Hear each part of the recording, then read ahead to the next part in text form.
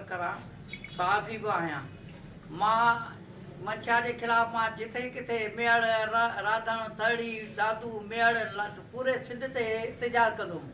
हुननि 222 में मंशा पड़ोसिन मां नालो ॾिनो जॻह जो 222 में मींहुं वसियो हुन में मुंहिंजी जॻह जे कारण ॾिनो नालो।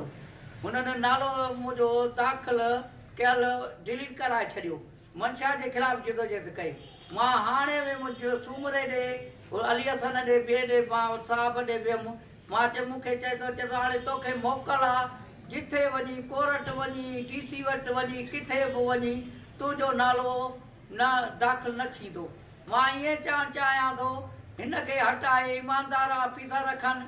मूंखे ग़रीब खे ग़रीब खे मूंखे जॻह मिले। हिन ऑफिसर जेको आहे मेयर ते आहे ज़िले ते आहे दादूअ ते आहे तालके ते आहे सूमरो आहे हिकिड़ो अली हसन नालो अथसि हुनखे हटाए असां चऊं था ॿियो मुक़ररु कनि।